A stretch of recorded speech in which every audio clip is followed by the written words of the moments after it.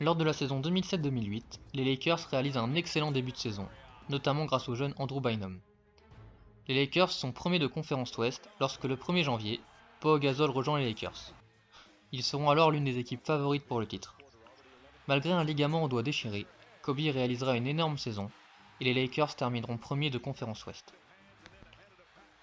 Kobe sera élu MVP en 2008, la seule fois qu'il le remportera durant sa carrière. Lors des playoffs, ils bailleront les Nuggets 4-0, le Jazz 4-2 et les Spurs 4-1. Ils joueront en finale contre les Celtics, leurs grands rivaux historiques. Malheureusement, les Lakers n'arriveront pas à jouer leur jeu. Ils perdront même un match alors qu'ils menaient de 24 points. Et les Celtics seront champions en s'imposant 4-2. La saison suivante, les Lakers finissent une nouvelle fois premiers de l'Ouest. Ils battront le Jazz 4-1 au premier tour, puis les Rockets 4-3 au second tour. En finale de conf, ils battront les Nuggets 4-2, avec notamment un match 6 de Kobe incroyable, avec un match à 35 points et 10 passes. Ils joueront en finale contre le Magic de Dwight Howard. Malgré une défaite au match 3, les Lakers vont s'imposer, avec un Kobe à plus de 32 points par match.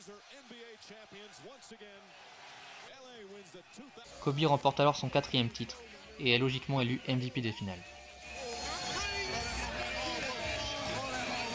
Those two came in the league at the same time. Two rookies with the LA Lakers. As they've now won their fourth. La saison suivante, en 2009-2010, les Lakers réalisent une nouvelle fois une saison excellente, malgré les blessures de Kobe et de Gasol.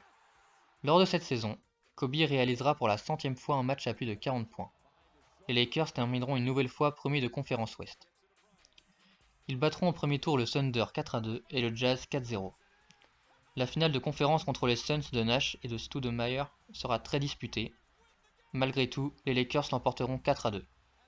Ils joueront en finale contre les Celtics. Ce match sonne comme la revanche d'il y a 2 ans où les Celtics l'avaient emporté. Cette série sera extrêmement serrée. Les deux équipes sont dos à dos après le match 6. Tout se jouera sur le dernier match.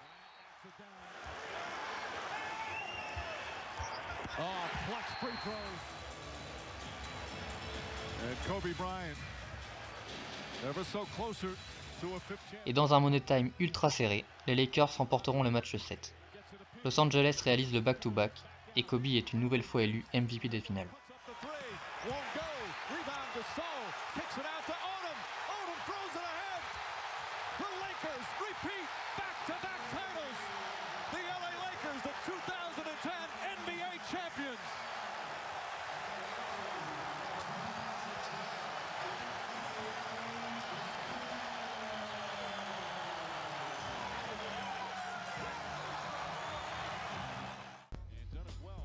Les saisons suivantes sont beaucoup plus compliquées.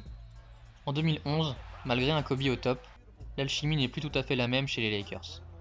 Après une 2e place de saison régulière, les Lakers s'inclineront 4-0 face aux futurs champions, les Mavs de Dirk Nowitzki.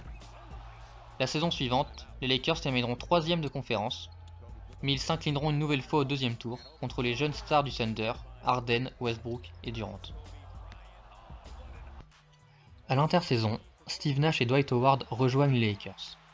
Mais la venue de ces All-Stars n'apportera pas une plus-value à l'équipe, notamment à cause de l'incompatibilité de ces joueurs avec Kobe.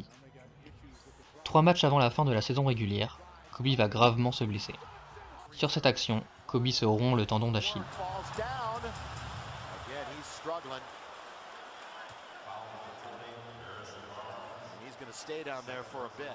Malgré ça, afin d'éviter qu'un autre joueur vienne tirer les lancers francs à sa place, il décida de revenir pour shooter ses lancers francs, qu'il marquera.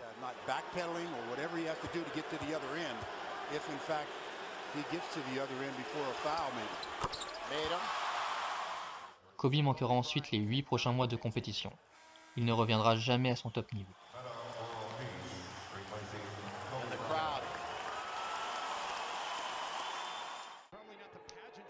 Il ne jouera que 6 matchs lors de la saison 2013-2014.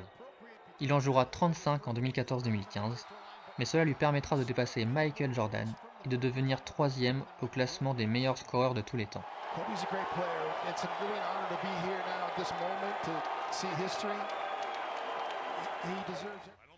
La saison 2015-2016 sera la dernière de Kobe. Il terminera sa carrière de la plus belle des manières en scorant 60 points contre le Jazz à 22 sur 50 au shoot. Lakers' last tip. Bryant for three. Go! Oh! Oh!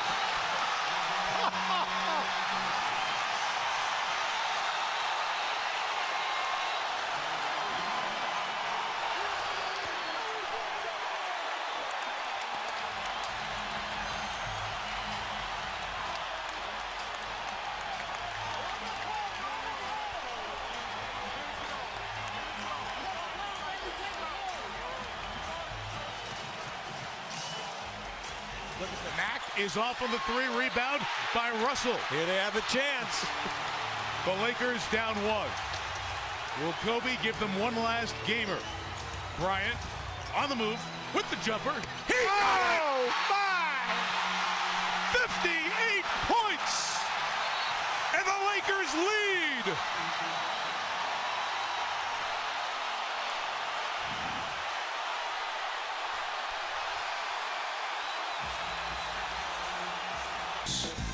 Of greatness for Shizzle.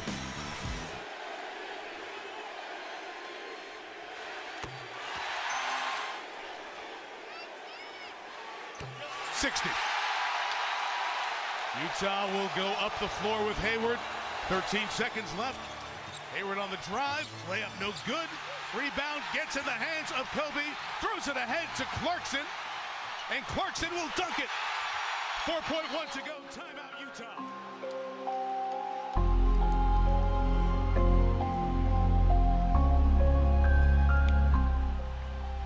Kobe aura donc eu une carrière bien remplie.